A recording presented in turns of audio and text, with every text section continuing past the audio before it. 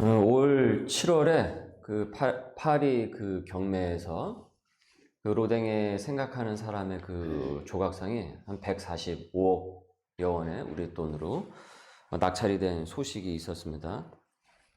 조각상 하나가 수백억을 호가할 정도로 여러분이 이건 너무 잘 아시는 작품이죠. 이 작품은 미술 소장품으로 큰 가치를 이제 인정을 받고 있어요.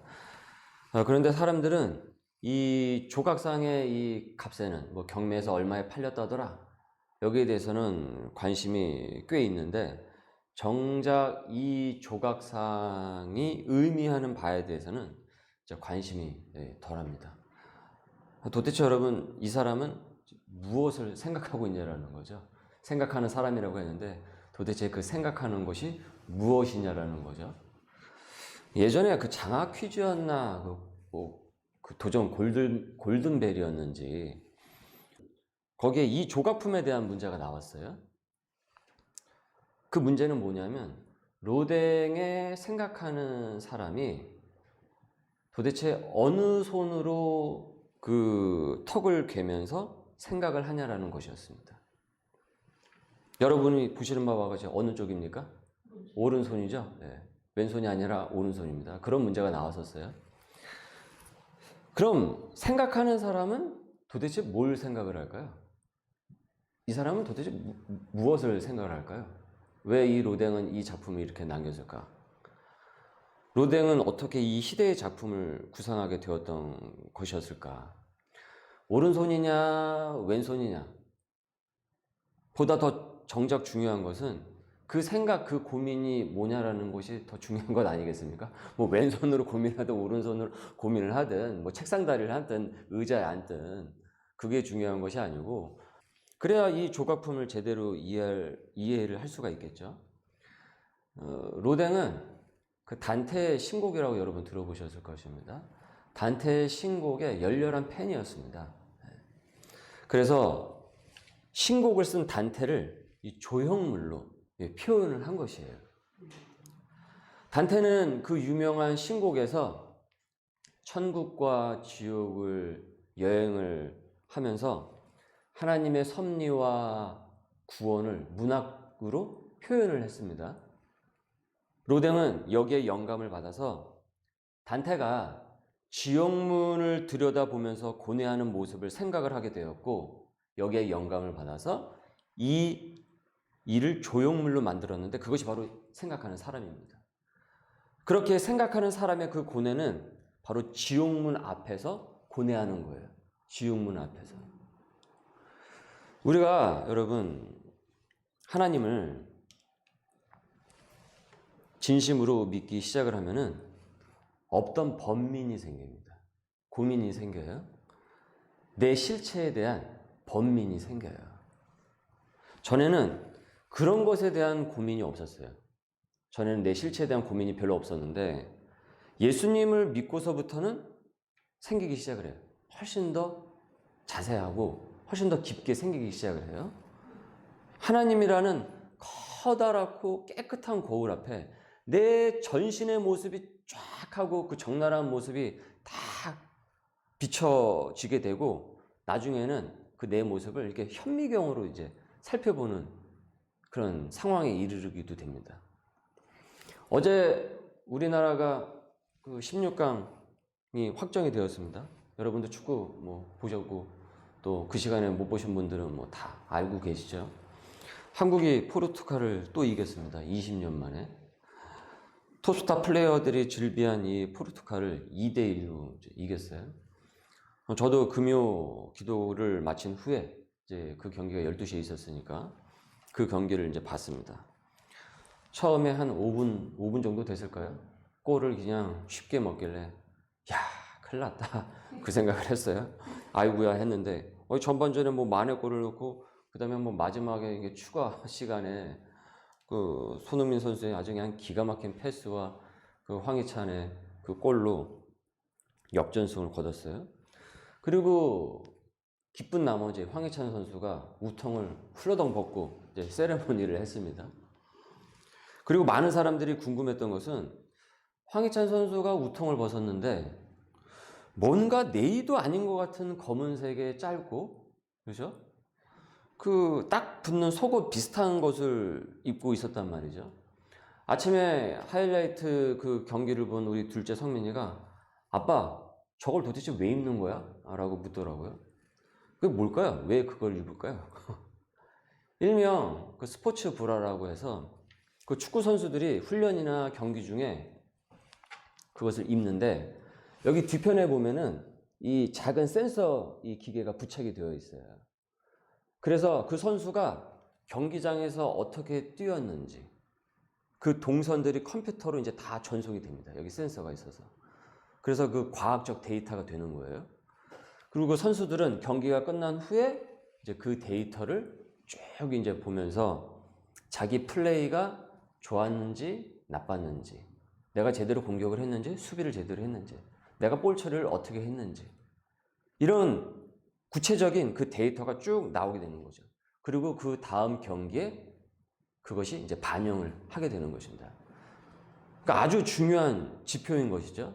그러니까 선수는 그 데이터를 보면서, 예전에 그런 것이 있기 전에는 감에 의존해서 내가 잘했다라고 착각을 할 수 있잖아요. 또 못했는데도 또 잘했다라고 생각을 하고, 잘했는데도 불구하고 내가 별로였나? 이렇게 생각할 수가 있지 않습니까? 그렇게 감에 의존하는 플레이에서 이제 벗어나가지고 이제는 자기 모습을 훨씬 더 세밀하고 정확하게 보는 것이에요. 내가 얼마나 뛰었나? 내가 어느 쪽에서 어떻게 활동을 했나? 그리고 내가 팀 플레이를 내가 어떻게 했는가? 그러니까 아주 선명한 거울이 다 되는 거죠. 다 데이터가 나오니까. 우리가 예수님을 믿게 되면은 서두에 말씀을 드렸듯이 나의 실체를 우리가 보게 된다라고 그랬어요. 전에는 그런 거 신경 하나도 안 썼어요.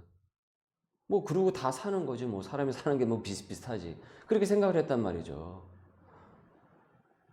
그래서 내 죄가 보이질 않는 거예요. 내 죄가 보이질 않았어요. 몰랐어요. 내가 어떤 사람인지 몰랐다라는 것입니다. 그러나 주님이라는 커다란 거울에 내 삶의 데이터가 딱딱딱딱 저 과학적으로 찍히게 되는 거예요. 그거를 내가 이제 보게 되는 것이죠. 내 모습이 이런 모습이었단 말이야? 아, 이게 내 실체였단 말이야? 아, 내가 가정에서 내가 이런 모습을 했다고? 아, 내가 이렇게 얘기를 했단 말이야? 내가 이렇게 행동을 했단 말인가? 하면서 들여다보게 된다는 거죠. 그러다 보니까 자신의 모습을 이렇게 자세하게 보지 않습니까? 죄송합니다. 목이 메어서 이 말씀을 하다 보니까. 그러다 보니 자신의 모습을 보고 자세하게 보게 되니까 어떤 생각이 드냐면 실망을 하게 되는 거예요. 그래서 그 실망이 커지면 어떻게 됩니까? 절망을 하게 돼요. 아, 내가 이런 인간이었구나. 이런 인간이었구나. 신학교에 들어가면 설교학 수업이 있어요. 그때 신학생들이 한 사람씩 나와서 설교를 합니다. 그리고 다 평가를 해요. 다.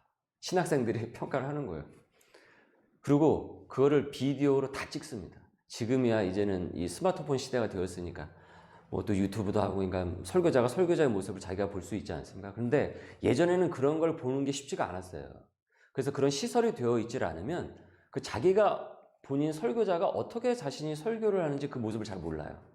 그래서 정말 몰라요, 그거를. 그러나 설교 수업 중에는 그걸 다 찍어요. 그래서 교수님이 얘기를 해요. 그걸 5번 읽고 5번 보라고, 5번 보라고. 그런데 5번 보지를 못해요. 신학생들이. 왜요?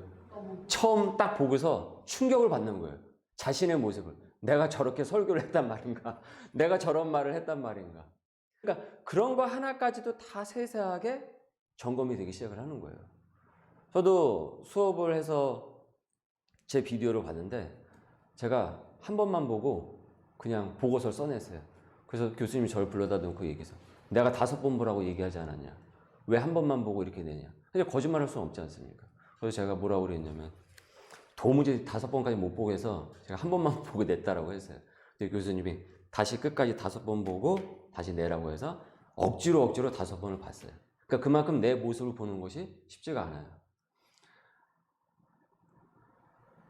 내 모습을 예수님 앞에서 이렇게 보면은 절망이 커지고 실망감이 생기게 된다는 거예요. 그래서 내가 이런 인간이었구나. 이런 모습의 사람이었구나.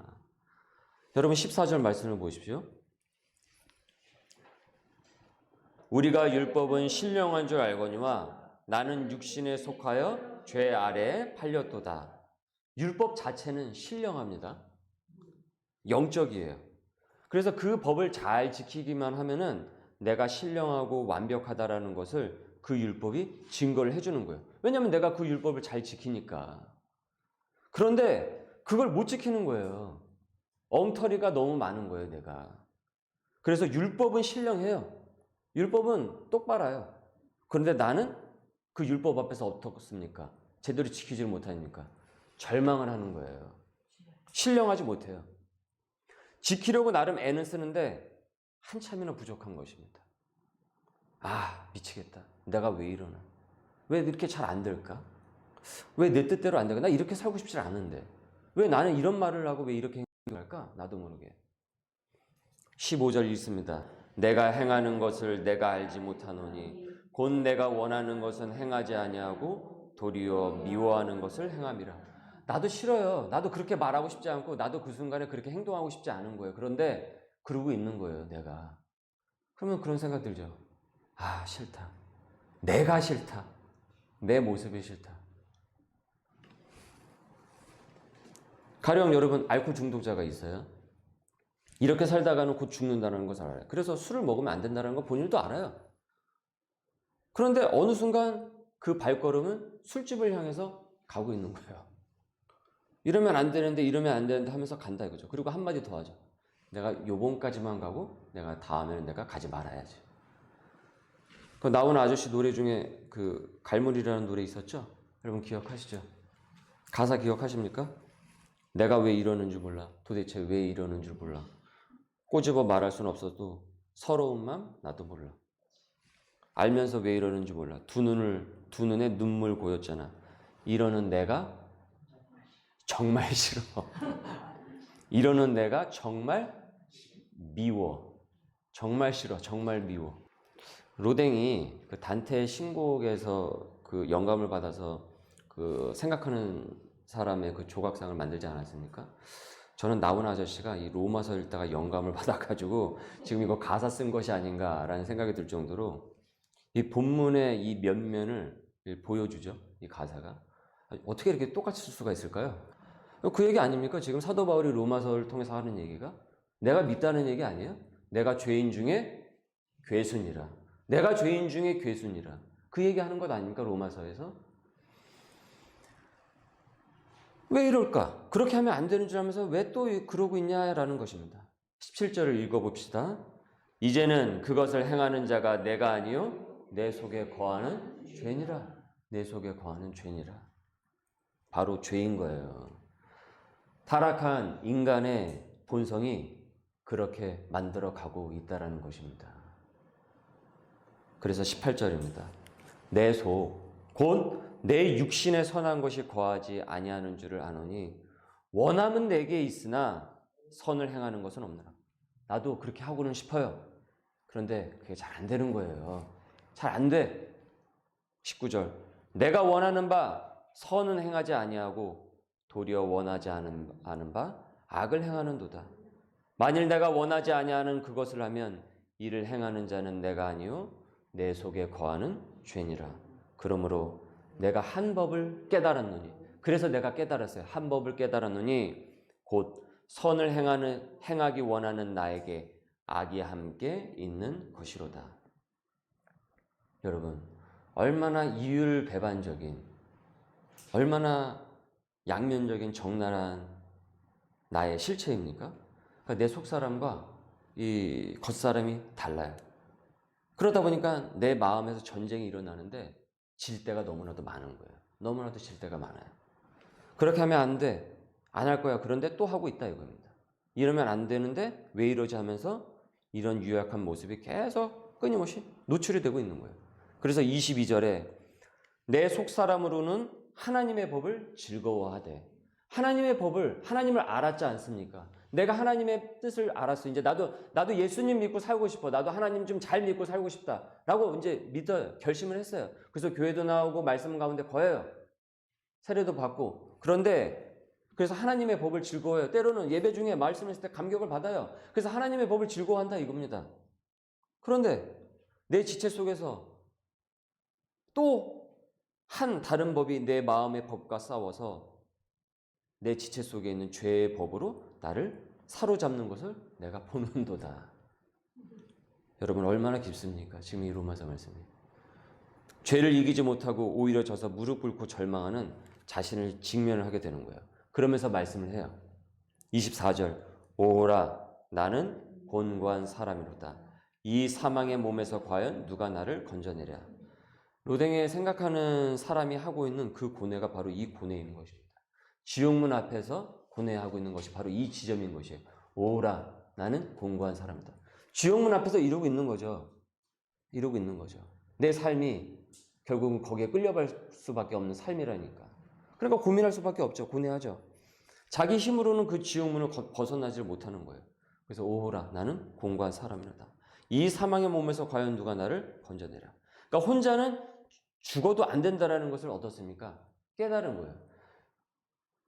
로마서에서 사도 바울은 이를 전하고 있는 것입니다. 오히려 깨달은 것은 무엇입니까? 내가 그 법을 지키기가 너무나도 어렵다라는 그 사실을 깨달은 거예요. 자기의 의지와 결심만으로는 작심삼일도 안 된다라는 것을 깨닫습니다. 여러분 나의 상태가 이렇습니다. 이런 나를 여러분 누가 건져내줄 수가 있겠습니까? 이런 절망으로부터 누가 나를 건져내줄 수가 있겠어요? 그 고민으로부터 누가 해방감을 가져다 줄 수 있겠냐라는 거예요. 그래서 25절을 이렇게 전하고 있습니다. 읽습니다. 25절 우리 주 예수 그리스도로 말미암아 하나님께 감사하리로다. 그런즉 내 자신이 마음으로는 하나님의 법을 육신으로는 죄의 법을 섬기노라. 바로 예수님께서 이런 절망적인 나를 구원해 주실 수 있다라고 고백을 하는 거예요. 그래서 혼자 아무리 죄의 때를 씻으려고 한들 씻어낼 수가 없는 거예요. 그런 능력이 없어요. 이를 신학적 용어로 전적 무능력이라고 합니다. 전적 무능력. 우리에게는 무능해요. 능력이 없어요. 그래서 전적 무능력이에요. 이걸 전적 타락이라고 얘기를 해요. 전적으로 타락했다 이거죠. 그래서 인간의 능력으로는 죄의 문제가 해결이 되지 않는다는 거죠. 그 문제가 해결이 되지 않으면 여러분 우리는 구원을 받을 수가 없어요. 밤낮 생각하는 사람처럼 밤낮 그 앞에서 지옥문 앞에서 고뇌하는 사람밖에 되지 않는 거예요. 아 나는 안 되는구나. 구원의 은혜가 주어지지 않아요. 그래서 맨날 탄식만 나오죠. 여러분 왜 사람이 살다가 죽고 싶을 때가 있습니까? 살면서 죽고 싶다는 생각이 들지 않았던 사람이 과연 인생을 이렇게 쭉 되돌아보면 몇 명이나 되겠습니까? 그러니까 자기 힘으로 해결이 되지 않으니까 그런 거예요. 그러니까 자신이 무능하다라는 것을 자신이 역량이 되지 않는다라는 것을 아니까 괴롭지 않습니까? 그러니까 그런 생각이 들고 그러다가 더 나아가면은 자살을 하게 되는 것이란 말이에요. 사람들이. 한 방송에 나와가지고 가수 B가 그런 말을 한 적이 있었어요. 너무 힘들어가지고 너무 힘들대요. 자신이. 너무 힘들어가지고 자기가 탄 비행기가 떨어져가지고 그냥 그렇게 사고가 나서 자기가 죽었으면 좋겠다. 그런 생각까지 한 적이 있었대요. 찰리 채플린이 했던 그 유명한 말이 있죠. 인생은 멀리서 보면은 희극인데 가까이서 보면은 비극이라고 했어요. 페북이나 인스타 같은 거 보면은 다 잘 사는 것처럼 보여요. 희극인 것처럼 보입니다. 왜냐면 뭐 맛있는 거 먹은 거, 뭐 어디 놀러 간 거, 그런 것만 다 올리니까, 좋은 모습만 올리니까. 그런데 그 속을 보면 엄청난 내면의 전쟁으로 비극을 사는 사람이 다 태반입니다. 그렇게 안 보이려고 거칠을 하는 거죠. 그러니까 SNS에 여러분 겉모양에 속지 말자라고 말씀드리지 않았습니까? 그러니까 모든 인간은 그 고통 속에서 살고 있는 거예요. 자존심 때문에 얘기를 하지 않는 것뿐인 것이지. 그래서 여기서 갈리게 되는 것입니다. 지혜로운 자는 예수님을 붙잡아요. 오늘 말씀에서처럼. 오라 나는 곤고한 사람이다. 이 사망의 몸에서 나를 누가 건져내랴. 우리 주 예수 그리스도로 말미암아 하나님께 감사하리로다. 예수님을 붙잡았더니 비극인 인생이 희극으로 바뀌어 하나님께 감사하다라고 지금 고백을 하고 있는 것이고, 이 로마 교회에 지금 바울이 이 서신을 쓰게 된 것입니다. 이 로마서라는 서신을. 그래서 24절까지는요, 모두가 다 똑같아요. 모두가 이 고민의 지점에 서 있어요. 이렇게 고민을 한다는 거죠. 그러나 25절이 있고 없음에 따라서 달라지게 돼요. 결과는 25절이 있고 없음에 따라서 25절이 달라요. 25절을 선택을 하느냐, 25절을 선택하지 않느냐에 따라서 거기서 밤낮 고민만 하고 있느냐, 아니면 그 고민의 지점으로부터 벗어나느냐, 이게 달라지게 되는 것입니다. 곤고한 상태에서 사망의 몸으로 끝나게 돼요. 선택을 하지 않으면, 25절 선택하지 않으면. 밤낮 생각만 하고 고민만 해요. 고뇌만 합니다. 그러나 우리 그리스도인에게는 무엇이 있습니까? 25절의 말씀이 있는 것이에요. 25절의 말씀이. 그러므로 여러분, 소명의 식구 여러분, 온전히 예수님을 의지하시길 바랍니다. 네. 지옥문 앞에서 밤낮으로 생각만 하지 마시고 고민만 하지 마시고 예수 그리스도를 생각을 하십시오. 우리는 고민을 묵상하고 걱정을 묵상하는 사람들이 아니라 말씀을 묵상하고 기도를 묵상하는 사람들입니다. 예수님을 생각하는 사람들입니다. 예수님 앞에 내어놓고 온전히 회개를 하십시오. 그리고 주님께 감사를 하세요. 공고함에서 건져주신, 그리고 공고함에서 건져주신 주님께 여러분 감사할 수 있기를 바랍니다. 내가 주님을 믿고 내 허물을 보였듯이, 내가 주님을 믿고 내 허물을 보였잖아요. 엄청 크게 보였잖아요. 그리고 그 허물이 가려지지 않는다는 걸 내가 너무나도 잘 알잖아요. 그런데 그 허물의 해결점도 오직 예수 그리스도인 것이에요. 그 얘기를 하고 있는 것입니다. 그 시작도 예수고 그 마지막도 누구라고요? 예수 그리스도라는 것을 전하고 있는 것이에요. 24절, 오호라 나는 곤고한 사람이로다. 이 사망의 몸에서 누가 나를 건져내랴. 이 공고함에서 구원받을 수 있는 것은 오직 예수 그리스도라는 것이에요. 여러분, 오늘은 대림절 둘째 주일입니다. 대림절은 뭐라고 그랬습니까? 기다릴 때 이말림이라고 그랬죠. 예수 그리스도의 오심을 우리가 기다리면서 깊이 묵상하는 절기라고 했어요. 그래서 크리스마스가 되기 전 4주를 대림절 주일로 우리가 지킨다라고 했습니다. 이 대림절 기간이 결국 우리가 예수 그리스도를 온전히 묵상을 하고, 그리고 우리의 이 곤고함이 치유되고 회복하는 절기가 되는 것이에요. 그래서 우리가 이 대림절 기간을 이렇게 지켜가는 것입니다. 그렇게 해서 크리스마스를 맞이하게 되는 것이에요. 그래서 25일 크리스마스 주일에 기쁘다 구주 오셨네 라고 우리가 찬양을 하게 되는 거죠. 기쁘고 감사의 찬양을 올려드릴 수 있는 것이란 말이죠. 그래서 생각하는 사람에서, 고뇌하는 사람에서 기뻐하는 사람, 감사하는 사람, 구원의 복을 체험하는 사람, 소명을 받은 사람으로 나아가도록 오늘 말씀은 우리에게 전하고 있는 것입니다. 마찬가지죠. 계속 고민만 한다고 우리가 무슨 해결이 될 수가 있겠어요? 그러나 우리가 온전히 예수 그리스도를 온전히 의지할 때 그 문제가 해결이 받고, 죄의 문제도 해결이 받듯이 똑같이 생활에서의 여러 가지 문제들 또한 우리의 힘이 손이 닿지 않는 영역이 너무나도 많지 않습니까? 그러나 우리가 온전히 다시 예수님을 바라보고 하나님 안에 거하게 될 때 한 평이라도, 한 걸음이라도 더 나아갈 수 있고 하나님 뜻 가운데서 우리가 나아갈 수 있는 것이에요. 그래서 우리가 고민해서 끝나는 사람이 되는 것이 아니라 기뻐하는 사람, 감사하는 사람, 구원의 복을 체험하는 사람, 소명을 받는 사람이 될 수 있습니다. 이와 같은 우리 소명의 식구들 될 수 있기를 주님의 이름으로 소망합니다. 우리 말씀의 이때 우리 함께 같이 기도하도록 하겠습니다. 주님, 내 안에 선한 것이 하나도 없습니다. 원치 않는 말과 행동이 하나님의 영광을 가리고 상처와 아픔을 주고, 그리고 또 후회를 할 때가 많습니다. 주님, 그래서 곤고함을 제가 많이 느낍니다. 주님, 이 공고함에서 건져내실 이는 주님인 줄 내가 믿사오니, 고뇌에서, 고민에서 이제는 기뻐하고 감사하는 사람이 되도록 저를 만져주시고 저를 인도하여 주옵소서. 주님, 우리 가정을, 또 내가 하고 있는 그 일 위에 하나님 은혜를 부어 주옵소서. 우리 함께 같이 기도합니다.